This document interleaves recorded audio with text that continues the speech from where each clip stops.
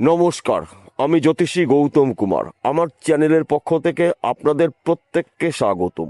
আজকের আলোচনার বিষয় আগামীকাল 9 এপ্রিল বৃহস্পতিবার 2026 রাশিচক্রে গ্রহ নক্ষত্রের পরিবর্তনের ফলে মীন রাশিতে সৃষ্টি হয়েছে অতি শক্তিশালী মঙ্গল আদিত্য রাজযোগ। এই মঙ্গল আদিত্য রাজযোগের প্রভাবে এই 7টি রাশি জাতক বা জাতিকাদের জীবনে মঙ্গলময় কিছু বড় ঘটনা ঘটতে চলেছে। আসুন আমরা জেনে নেই কোন ভাগ্যবান এই 7টি রাশি জাতক বা জাতিকারা রয়েছে। ভিডিওটি না কেটে না স্কিপ করে সম্পূর্ণ দেখার চেষ্টা করুন। এই ভিডিওর মধ্যে যেই 7টি রাশির নাম বলবো, যদি আমার বলা রাশি আপনাদের রাশির সঙ্গে মিলে যায় তাহলে বিশেষ করে এই ভিডিওটি আপনাদের জন্য গুরুত্বপূর্ণ হতে চলেছে। তাহলে বন্ধুরা আসুন দেরি না করে মূল পর্বে যাওয়া যাক। কিন্তু ভিডিওটি শুরু করার আগে আমরা প্রথমে মঙ্গল আদিত্য রাজযোগের বিষয় একটু জেনে নিই, তাহলে আমাদের বুঝতে সুবিধা হবে এবং সহজ হবে। তার পাশাপাশি এই 7টি রাশির গুরুত্বপূর্ণ ঘরে মঙ্গল আদিত্য রাজযোগ সৃষ্টি হয়েছে। তাই এক কথাতে বলা যেতে পারে এই 7টি রাশির জীবনে বড় কিছু ঘটনা ঘটতে চলেছে। মীন রাশিতে অবস্থান করছে সেনাপতি গ্রহ মঙ্গল, গ্রহদের রাজা সূর্যদেব। এই দুটি গ্রহ 9টি গ্রহর মধ্যে কিন্তু শক্তিশালী গ্রহ তেজি গ্রহ কোথায় রয়েছে? মীন রাশিতে, অর্থাৎ গুরুর ঘরে। মীন রাশির অধিপতি গ্রহ দেবগুরু বৃহস্পতি। এই দুটি গ্রহর রাজত্বই কিন্তু এই 7টি রাশি রাজ করতে চলেছেন। সূর্যদেবকে মানা হয় শক্তির রাজা, কর্মের দেবতা, সম্মানের দেবতা, শত্রু দমনের দেবতা। মঙ্গলদেবকে মানা হয় সেনাপতি গ্রহ, যোদ্ধা গ্রহ, সাহসী গ্রহ, লাল গ্রহ। এই দুটি গ্রহ গুরুর গৃহে শুভ অবস্থায় থাকাকালীন এই 7টি রাশির জীবনে বড় কিছু পরিবর্তন হতে চলেছে। 7টি রাশির মধ্যে প্রথম ভাগ্যবান রাশি কর্কট রাশি। আপনি যদি কর্কট রাশি জাতক বা জাতিকা হয়ে থাকেন, আগামীকাল 9 এপ্রিল বৃহস্পতিবার থেকে 14 এপ্রিল এই সময় চলাকালীন আপনার জীবনে হঠাৎ করে অনেক কিছু পরিবর্তন হতে চলেছে। কেননা আপনার রাশির নবম ঘরে মঙ্গল আদিত্য রাজযোগ। নবম ঘরকে মানে ভাগ্যর স্থান। দুর্ভাগ্য দূর করে আপনার সৌভাগ্য ফিরতে চলেছে। আপনি বেকার রয়েছেন, কাজের শুভখবর পাবেন। আপনি প্রচুর পরিশ্রম করছেন, পরিশ্রম অনুসারে আপনি আয় উপার্জন করতে পারছেন না। এই সময় চলাকালীন কিন্তু আপনি বুদ্ধি খাটিয়ে, কৌশল খাটিয়ে প্রচুর অর্থ আয় উপার্জন করার সুযোগ পাবেন। আপনি বিদেশে যাওয়ার জন্য চেষ্টা করেছেন, বিদেশ যাত্রাও কিন্তু আপনার শুভ। আপনি পড়াশোনা করছেন, পড়াশোনা চলাকালীন চাকরির জন্য চেষ্টা করেছেন, চাকরি এখন পর্যন্ত আপনার ভাগ্যে হয়ে ওঠেনি। চাকরির শুভখবর পেতে পারেন। সেই চাকরি সরকারি হতে পারে, বেসরকারি হতে পারে, ব্যক্তি বিশেষে। কিন্তু মঙ্গলবার করে আপনাকে নিরামিষ আহার গ্রহণ করতে হবে এবং হনুমানজির মন্দিরে গিয়ে আপনার সমস্যার কথা আপনি জানাবেন। প্রধান কি সমস্যা আপনার রয়েছে, হনুমানজির কৃপা আশীর্বাদে, মঙ্গল এবং সূর্যদেবের আশীর্বাদে কিন্তু আপনার জীবনে অনেক কিছু পরিবর্তন হতে চলেছে, যা নাকি সম্পূর্ণ বলে শেষ করা যাবে না। দ্বিতীয় নম্বর ভাগ্যবান রাশি, আপনি যদি মিথুন রাশি জাতক বা জাতিকা হয়ে থাকেন, আগামীকাল 9 এপ্রিল বৃহস্পতিবার থেকে 14 এপ্রিল এই 6টা দিন কিন্তু আপনারা ঈশ্বরের আশীর্বাদের দিন পেতে পারেন। কেননা আপনার রাশির দশম ঘরে মঙ্গল আদিত্য রাজযোগ। দশম ঘরকে মানা হয় কর্মের ঘর, কেরিয়ারের ঘর, সম্পদের ঘর, সম্মানের ঘর। এই সময় চলাকালীন কিন্তু আপনার কাজের চাপ হতে পারে। মাথা কিন্তু কখনো গরম করা যাবে না। মাথা ঠান্ডা করে আপনাকে সেই কাজগুলো শুরু করতে হবে। দ্রুত গতিতে সেই কাজগুলো আপনি কমপ্লিট করতে হবেন। তাছাড়া আপনি যদি ব্যবসা করেন, ব্যবসা ক্ষেত্রে কিন্তু আপনার উন্নতি রয়েছে, অথবা ওই ব্যবসা চলাকালীন অধিক লাভজনক ব্যবসা আপনি শুরু করতে পারেন। বিশেষ করে যারা পার্টনারশিপে ব্যবসা করছেন, এই সময়টা কিন্তু আপনার পার্টনারশিপে ব্যবসা ঝড়ের গতিতে চলবে, কিন্তু পার্টনারের সঙ্গে সুসম্পর্ক রাখার চেষ্টা করবেন। যাদের স্বামী স্ত্রীর মধ্যে ভুল বোঝাবুঝি রয়েছে, অশান্তি রয়েছে, এই সময় চলাকালীন স্ত্রী বা আপনার স্বামী আপনার ভুল শুধরিয়ে নেওয়ার সুযোগ দেবে। সন্তান সুখ প্রাপ্তি রয়েছে। বিশেষ করে যাদের সন্তান গৃহে আসেনি, সন্তানের শুভখবর পেতে পারেন। কেননা সূর্যদেবকে মানা হয় পিতৃকারক গ্রহ, মঙ্গলদেবকে মানা হয় সেনাপতি গ্রহ।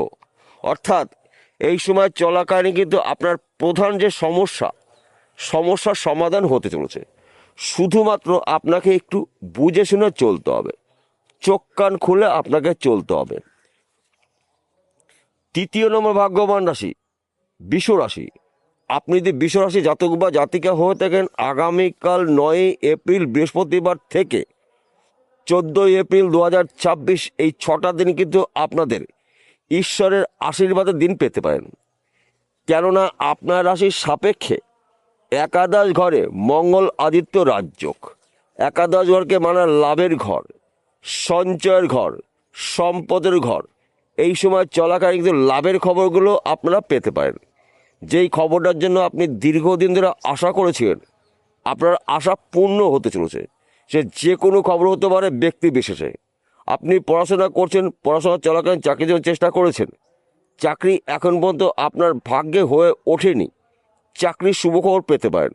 সেই চাকরি সরকারি হতে পারে, বেসরকারি হতে পারে, ব্যক্তি বিশেষে। অথবা আপনি ব্যবসা করছেন, ব্যবসা ক্ষেত্রে কিন্তু আপনার উন্নতি রয়েছে, ফাটকাতে আপনার অর্থ লাভ রয়েছে, আপনার গৃহে সুখ সমৃদ্ধি প্রবেশ করবে, সন্তান নিয়ে আপনার গর্ববোধ রয়েছে, বিদেশ যাত্রা আপনার শুভ, এক ঘর বা দু ঘর লটারি টিকিট কাটতে পারেন।